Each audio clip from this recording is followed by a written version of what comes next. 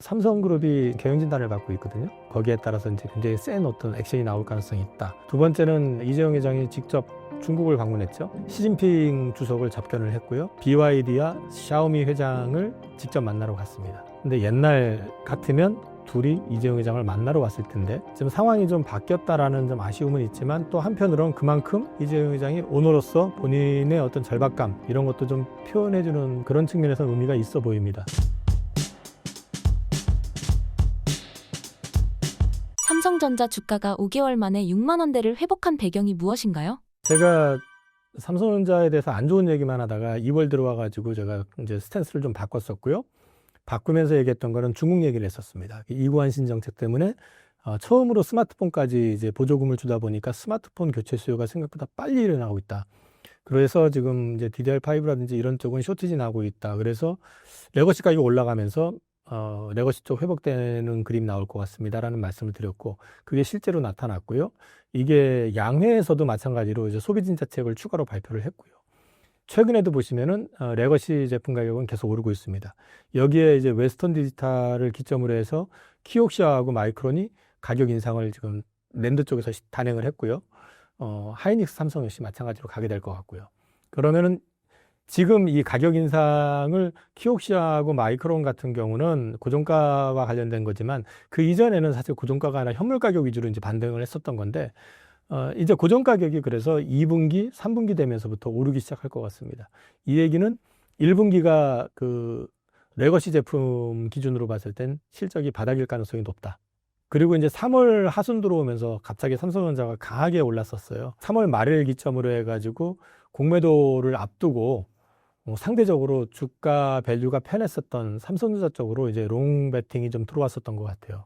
그리고 이제 그런 것들이 영향을 받아가지고 삼성전자가 좀 강하게 올랐었던 측면이 있고 여기에 대해 가지고 이재용 회장이 그동안 말씀을 거의 안 하시다가 갑자기 사직생 발언을 했었죠. 근데 이게 그 뭐 어느 정도 효과가 있는지 여부를 떠나가지고 그동안에 침묵하고 있다가 첫 마디가 이제 사직생에 대한 발언을 했다라는 게 이제 시장에서는 과거에 고 이건희 회장님이 이제 프랑크푸르트 선언하셨던 그런 어떤 뉘앙스를 기대했던 것 같습니다. 그래서 그런 기대감도 일정 부분 반영이 되면서 삼성전자 주가가 상대적으로 좀 강세를 보였던 것 같습니다. 최근 이재용 회장의 사직생 발언의 의미는 무엇인가요? 제가 이제 기사를 캡처를 했는데요. 여기에 이제 쭉 보시면은 삼성다운 저력을 잃었다. 사직생의 각오로 위기에 대처해야 된다. 이제 이런 뉘앙스로 이제 주문했다고 돼 있는데 여기에 지금 언급한 걸 보시면은 21세기를 주도하며 영원할 것 같았던 30대 대표 기업 중 24개가 무대에서 밀려났다.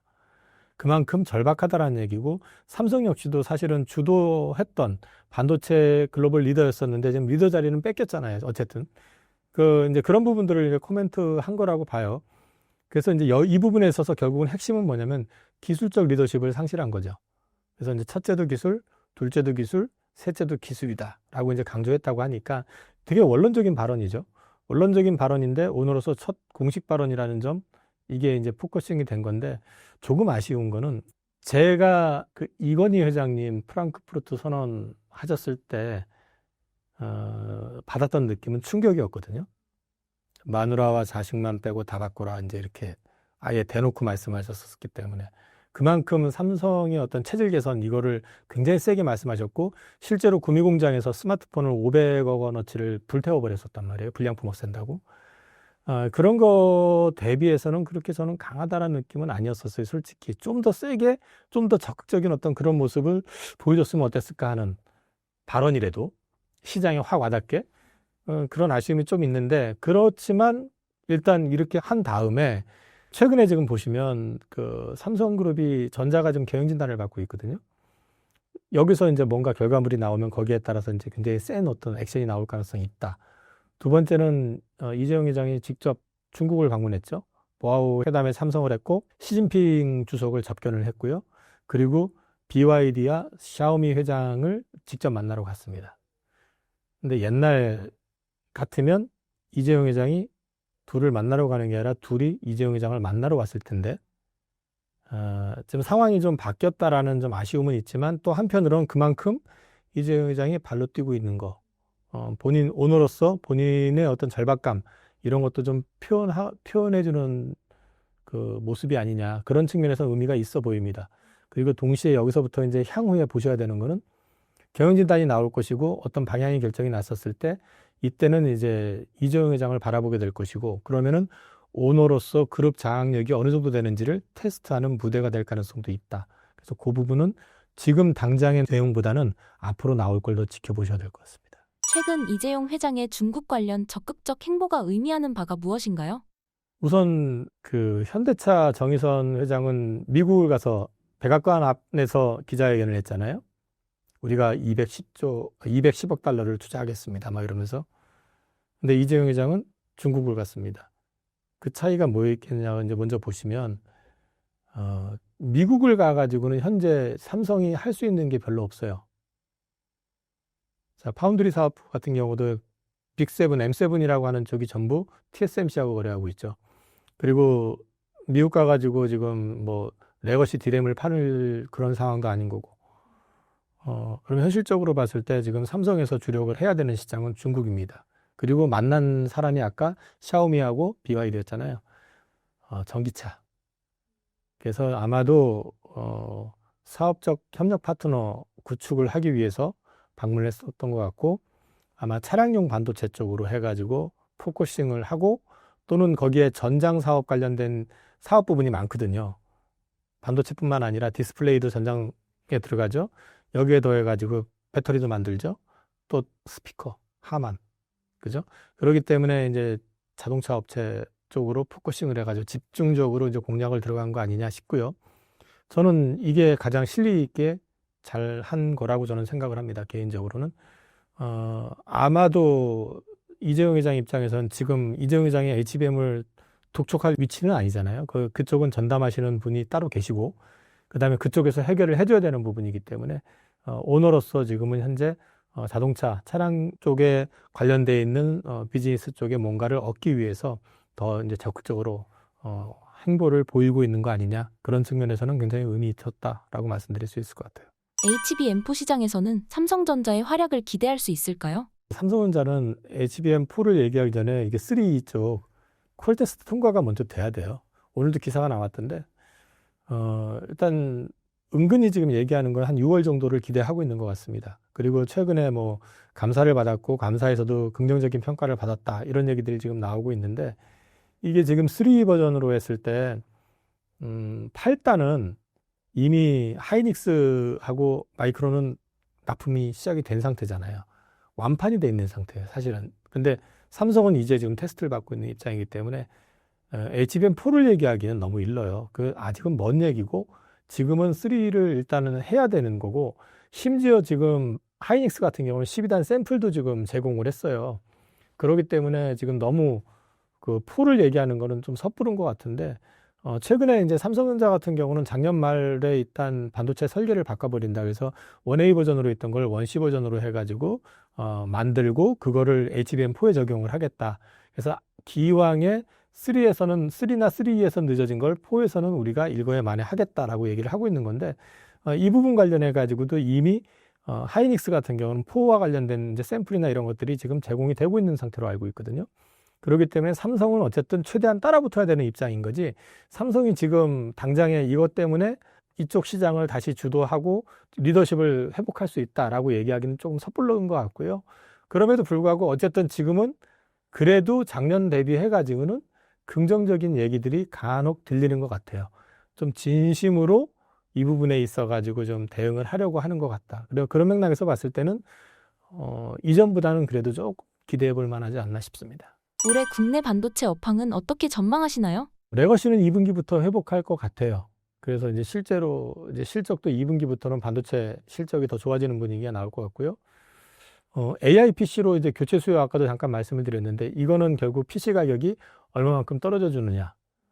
뭐 가격이 너무 터무니없이 비싸면은 교체 주기가 왔다 하더라도 섣불리 바꾸진 못할 거 아니에요. 그리고 또 이제 AI 쪽에서 소프트웨어 뭐 요즘 그 챗GPT 통해 가지고 지브리 스타일로 뭐 바꿔주고 뭐 이런 것들 많이 나오잖아요. 저도 해봤거든요. 재밌더라고요. 근데 뭐 그걸 떠나 가지고 저도 이제 챗GPT라든지 그록이라든지 이런 걸 통해 가지고 궁금한 거 한번 질문을 해보고 어떻게 답변 나오는지 보는 걸 이제 해보는데 제가 한 3, 40분 이상 끙끙거려야 되는 걸 갖다가 뭐 순식간에 이렇게 쫙 뽑아주고 하니까 괜찮더라고요. 근데 이제 문제는 이거를 단순히 뭐 서류 작업 이런 측면이 아니라 이게 이제 비즈니스 영역으로 확장이 되려고 그러면 소프트웨어가 좀 더 완성도도 높아야 될 거고 더 많은 부분들이 나와야 될 거 아니에요. 이제 그거에 따라서 아마 AI PC 도입의 속도가 좀 달라질 것 같아요. 근데 이제 그게 빨라지면은 생각 이상으로 사이클이 좋아지는 그림이 나올 거고 생각보다 이렇게 빠르지 않으면은 좀 완만해질 것 같고 HBM 같은 경우는 삼성전자가 변수인데요. 엔비디아 향으로 해가지고 본격 참여 여부에 따라서 이제 그 캐파는 이미 공급과인 상태예요. 캐파 자체는. 근데 이제 납품이 안 되니까 납품이 아무래도 덜 되다 보니까 이제 그런 부분에서 쇼티지가 나오고 하는데 요거는 삼성이 얼마만큼 엔비디아 향으로 물건을 빨리 내놓을 수 있느냐, 나가게 할 수 있느냐 하는 부분이 변수가 될 것 같은데 일단 올해는 큰 변수는 없을 것 같고요. 아마도 혹시 변수가 나온다고 그러면 내년 그때 이후에 삼성이 HBM4에서 얼마만큼 빨리 따라붙느냐 이런 것들이 이제 변수가 될 것 같습니다. 그래서 종합적으로 말씀을 드리면 1분기는 반도체 사이클에선 저점일 것 같고요. 2분기, 3분기는 계속적으로 상승의 흐름을 보일 것 같습니다. 제2의 딥시크가 쏟아지고 있는 상황에서 한국의 AI 미래는 어떻게 전망하시나요? 딥시크가 준 이제 효과, 긍정적인 거는 사실 한국은 딥시크 나오기 전까지만 해도 AI는 포기했었어요. 네이버에서 소버린 AI를 한다고 하면서 만들었는데 그거에 대해서 클로바엑스가 평이 좋지는 않았잖아요. 그래서 그것도 좀 문제가 있었고 뭐 여러 가지 면에서 한국은 거의 AI에서는 끝났다라는 분위기가 많았는데 딥시크가 나오면서 내용을 보니까 엔비디아의 최고 사양이 아닌데 제한된 칩을 가지고 저렇게 만들어낼 수 있다면 우리도 할 수 있잖아 하는 게 정서적으로 이제 확산이 됐던 거고 그러고 난 뒤에 갑자기 뜬금없이 LG가 뭐 엑사원에서 DB라고 하는 게 이제 굉장히 오히려 그 딥시크보다 수능에서는 수리 영역에서 더 앞섰다 뭐 이런 얘기도 나오고 뭐 너도 나도 또 이제 AI 하겠다 이렇게 나온 거잖아요. 그런 맥락에서는 굉장히 동기부여가 굉장히 강하게 된 거니까 긍정적으로 볼 수 있고요. 또 최근에 보면 네이버의 창업주인 이해진 CEO는 아니지만 복귀를 했죠, 이분이. 다시 네이버 역시 마찬가지로 AI 쪽에서 굉장히 강한 드라이브를 걸겠다라는 의지를 표명을 한 상태입니다.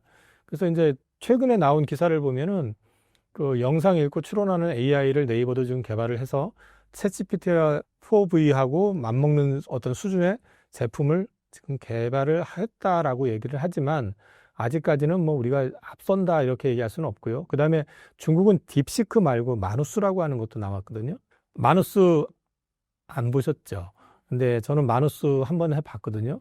이건 딥시크보다 더해요.